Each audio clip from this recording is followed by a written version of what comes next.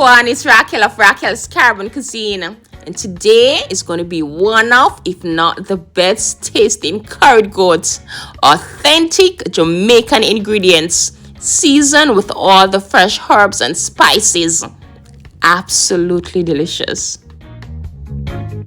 Okay, so in this bowl I have these beautiful, really nicely washed goat meat, and this is about 4-5 pounds, and I'm going to season this nicely because I did mention this recipe would be one of, if not the best. So the first thing I'm going to do now, I'm going to season with some salt. Now in with my favorite, this dry jerk seasoning, and this consists of the finest ingredients: ginger, cumin, allspice, garlic with little or no salt, no MSG, and that hint of spice. Really nice. I'm also going to add some Cajun seasoning, but you're just going to use what you have and you're just going to season your meat nicely. Okay?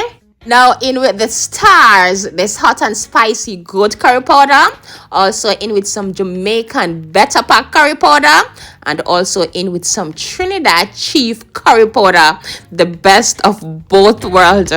Yes man. Now in with some green seasoning, and a green seasoning is all of this but just in a blended form. Either one could use, but I'm going to use both today. And this is basically chopped scallion and thyme, garlic and onion, pimento seeds, pimento peppers, and a dash of Scotch bonnet pepper.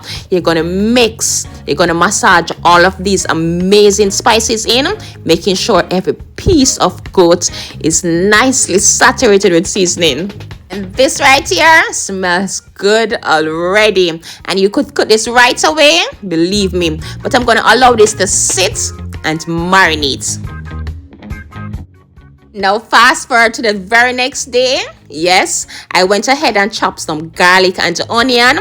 Now to my pot, I'm going to add some cooking oil, not much. Then I'm going to saute the garlic and onions, which kickstart the flavors.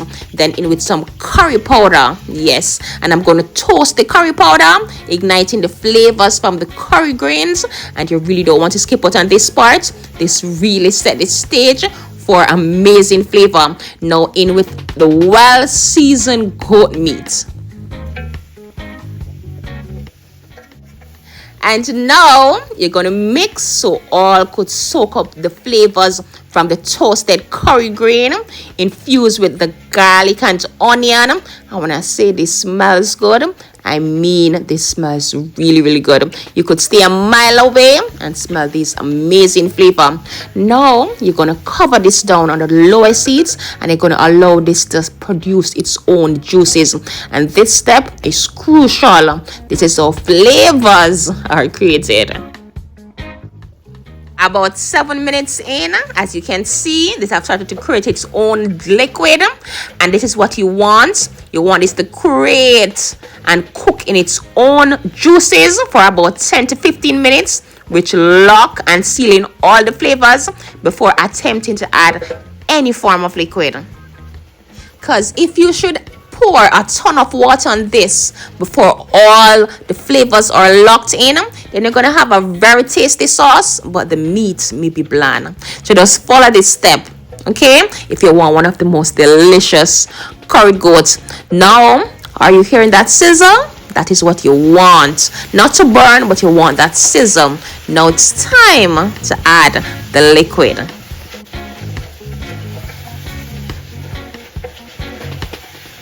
So now, as not to drop the cooking temperature, I'm going to add some hot water, and you want to add enough so all the meat will be covered.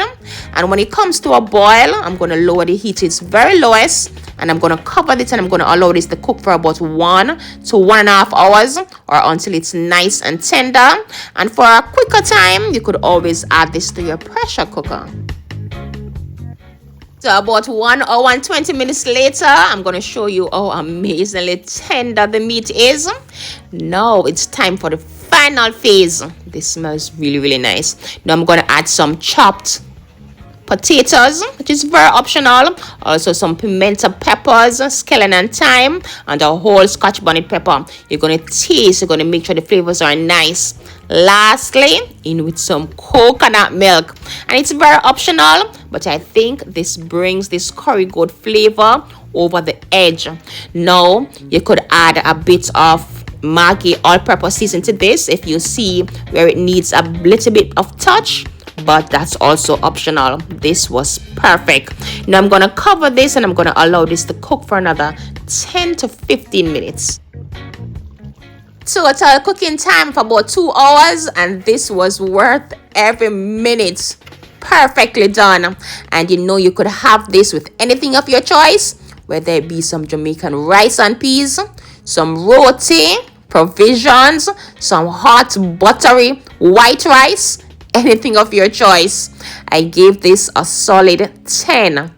Absolutely delicious. A full written recipe will be listed down below in the description box, and I want to thank you so very much for watching.